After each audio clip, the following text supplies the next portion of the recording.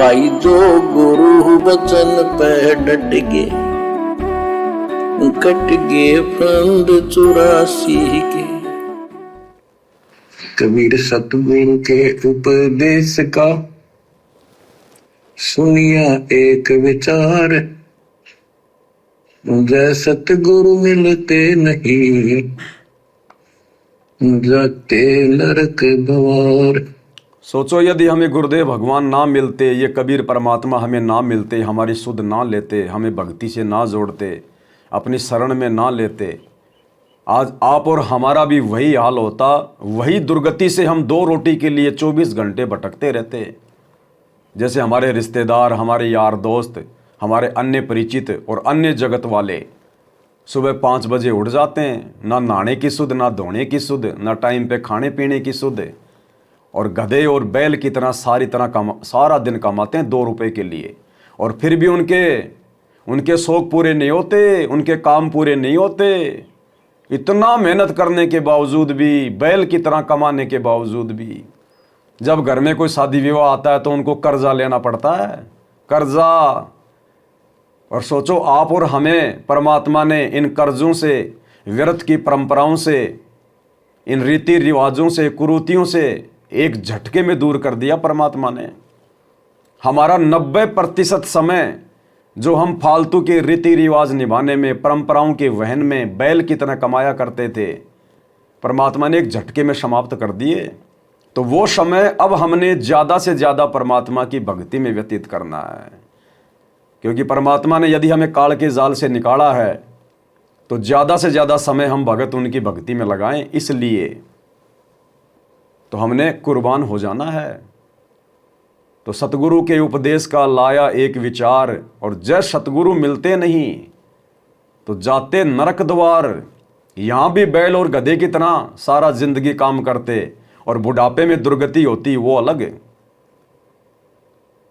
क्योंकि भाई और बहनों, सुख प्राप्त होना ये हमारे पुण्य कर्मों के ऊपर होता है। और भक्ति जीव करता नहीं, अपने परिवार का पेट पालने में पूरी जिंदगी लगा रहता है। अंत में उसके पुण्य समाप्त हो जाते हैं और वो सोचता है बेटा बेटी मेरी सेवा करेंगे, पुत्र वधू मेरी सेवा करेगी। भैया सपने की बातें, सपने की बातें। कोई एकाध आत्माएं ऐसी होती हैं, बाकी इस घोर कलयुग में 90% बुजुर्गों की, बूढ़ों की जानवरों जैसी दुर्गति है, जानवरों जैसी। आए दिन सोशल मीडिया पे देखते हैं आप और हम भगत भाई बहन। तो उनकी दुर्गति क्यों हुई? भक्ति के बिना पूरी जिंदगी उन्होंने अपने बच्चों के लिए कमाई की, उन्होंने अपनी आत्मा के कल्याण के लिए कभी सत्संग नहीं सुने, साधु संतों की खोज नहीं की। और साधु संत भी मिले तो नकली, पाखंडी, जो उनको कुछ दे नहीं सकते थे। तो बिना भक्ति के, बिना भक्ति धन के अंत में जीव की इस प्रकार से दुर्गति होती है। और मरने के बाद फिर नरक में जाता है, 84 लाख योनियों में जाता है, बैल बन के उसी घर में आएगा, फिर पूरी जिंदगी कमाएगा लट खा खा के खेत में। तो परमात्मा कहते हैं थोड़ा सा विचार किया करो कभी कभार कि आपके गुरुदेव भगवान ने आप लोगों को किस कदर इस महाकष्ट से बाहर निकाल दिया। आपका ये जीवन भी सुखमय होगा और शरीर त्यागने के बाद तो कोई कष्ट ही नहीं, कोई दुख ही नहीं, सीधे सतलोक में अखंड सुख भोगेंगे।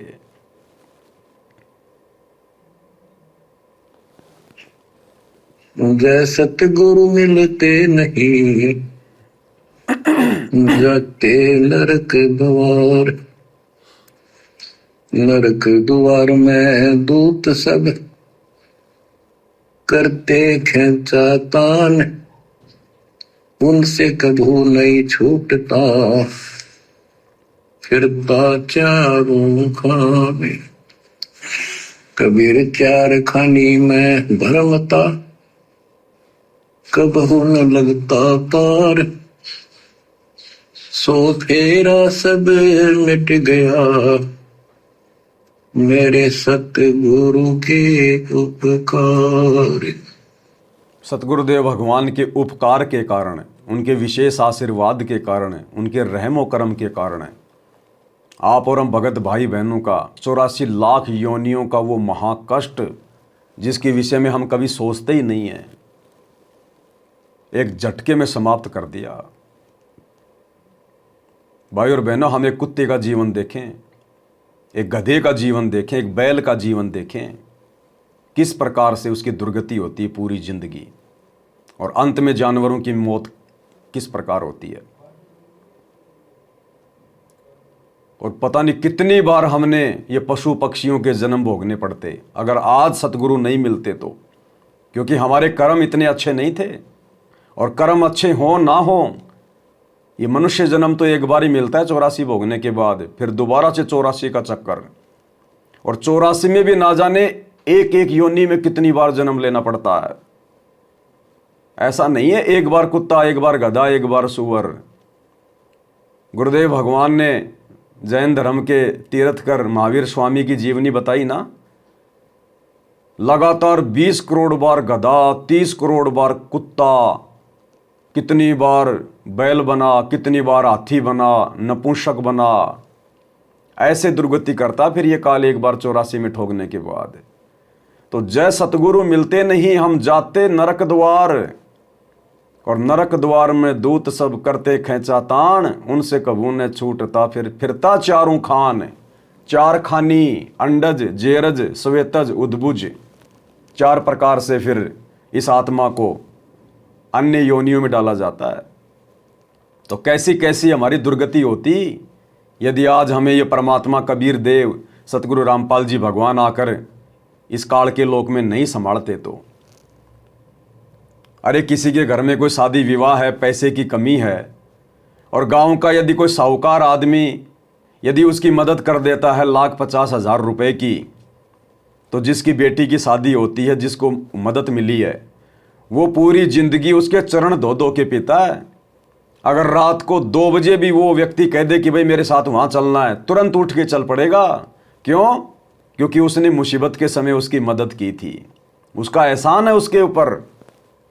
और गुरुदेव ने आप और हमारे ऊपर जो एहसान कर दिया वो ये तो कभी उतारा ही नहीं जा सकता, ये कभी उतारा ही नहीं जा सकता, क्योंकि हम तो भिखारी हैं। इस दाता को क्या दे सकते हैं? हाँ, एक चीज हम दे सकते हैं, तन मन धन। ये तन मन धन हम अपने गुरुदेव भगवान को दे सकते हैं, और यही चाहता है परमात्मा, और उसमें भी हमारा भला। तो हमने तो भाई और बहनों किस कदर इस परमेश्वर के चरणों से चिपट जाना चाहिए। शौपन में भी अपने गुरुदेव भगवान की मर्यादा तोड़ने का विचार नहीं लाना चाहिए। आप और हमारे ऊपर इस कदर उपकार हैं गुरुदेव भगवान के, इस कदर हम इनके एडी से लेकर चोटी तक ऋणी हैं, ऋणी, और अंतिम श्वास तक इसी कदर ऋणी रहेंगे। तब ये परमात्मा आप और हमें सतलोक का रास्ता दिखाएगा। अभी तो हमारी भक्ति की शुरुआत है, शुरुआत। कोई ये ना सोचे मैंने सतनाम ले लिया, सार नाम ले लिया, मैंने फलाना नाम ले लिया, मैं तो 24 घंटे गुरु जी के साथ में रहता हूँ। हर प्रकार से परमात्मा ने हमारी भ्रमणाओं का निवारण कर रखा है।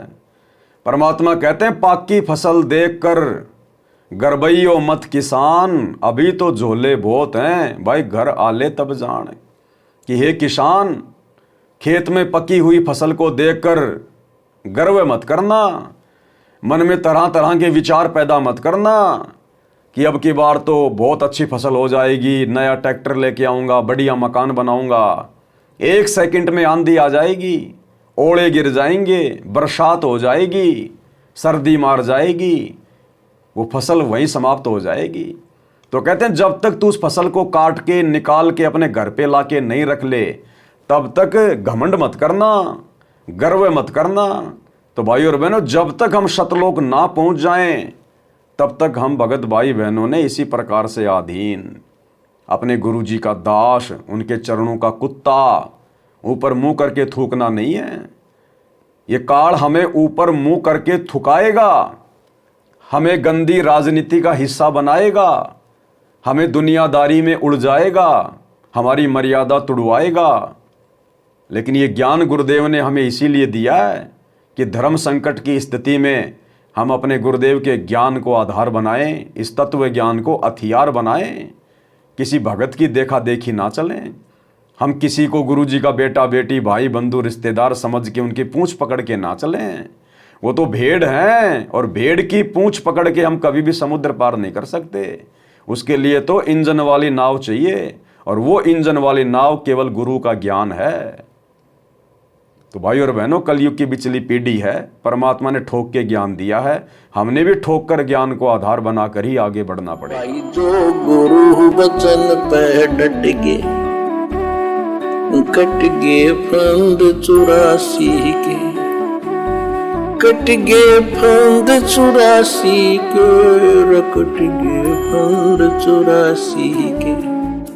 भाई जो गुरु वचन पे डट गे, कट गे फंद 84 के, कट गे फंद 84 के, कट गे फंद 84 के। भाई जो गुरु वचन पे डट गे,